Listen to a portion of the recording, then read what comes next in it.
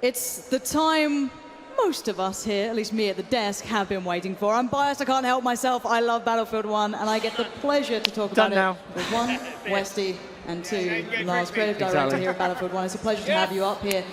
And let's be very honest, everyone is excited to see this. We get to see real gameplay coming out here. We get to see real players sitting there and going through the action. Now, Westy, you're a man of the people. You're a man of the community. I can imagine you have a lot of questions to put towards Lars. Take it away. Yes, I do.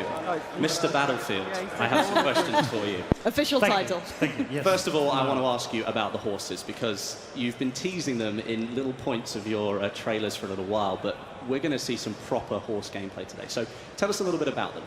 So the horses, precious to me, I must say. It started like a dream, and to be honest, it's when we talk about the game, we talk about the era. It's one of those features, types of gameplay that really jumped at us as this is something we must do, and so we did. So horses, you can access them from the deploy screen. So from there, you become the cavalry class, yet another class, just like the tanker or the pilot. Spawn in as cavalry, and you will be on the battlefield on your horse. From there, on your live, beautiful horse, it's a fast, speedy vehicle, if you say so, but yet fragile, so you need to maintain your speed. It's getting around the battlefield, and you can even sprint and get a lower profile to attract less of the bullets. Of course, you have 2 switches, so we provide you with pouches for ammo, for healing, medium-ranged rifle, and of course, when you start getting close, evil tanks like hunting you down, you can circle them on your horse. Remember, be agile, throw those grenades at them, and stay away from the cannons. And in the end, it's a big horse. I mean, if you see them in real life, you can trample down people, and you can go in a full-on charge with your saber and just going through those lines. So for us, it's so much more than just a vehicle. We want to create a kind of a living... I hope we can see that in the gameplay today, because it does sound really interesting. And there are a few other things that are going to be in this gameplay today that other people might not have seen before. And one of those is the armoured train. Now, this is one of your behemoths, is that correct? That's correct. It's one of our behemoths. It's, once again, it's the Iron Horse. Just like the airship that you might have seen on St. Quentin's Scar, we want to create these iconic vehicles from the era, and the armored train, up to 6 players in it. It comes in to tilt the balance of the battle when one team is falling behind. So it rolls in there. It's a strong force with loads of guns and weaponry, strongly armored, so it is something to be reckoned with, and you need to take it out.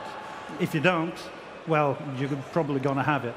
But when you do take it out, just like when the airship crashed on St. Quentin's Scar, this will cause devastation. So hopefully everyone will feel that epic moment when they play here today. So it really changes the game then? I do hope so, yes. That's the intent. Some of the other things that can change the game, in maybe smaller ways than a massive armoured train, but these elite classes that I've been hearing about, maybe you could give us a little bit more detail on what they are? Yes.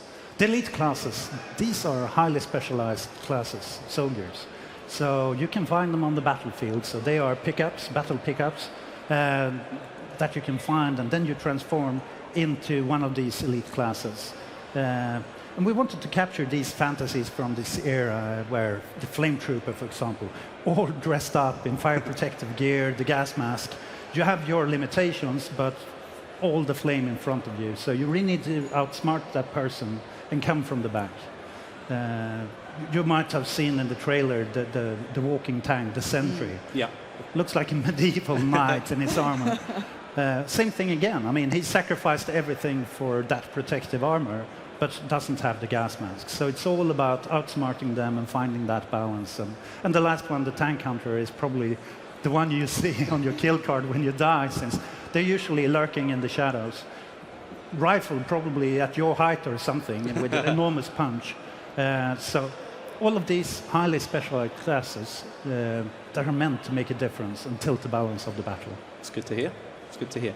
I'm excited. Yeah, I think we all are. And the one thing that Battlefield has that not every other game has is this very dedicated community.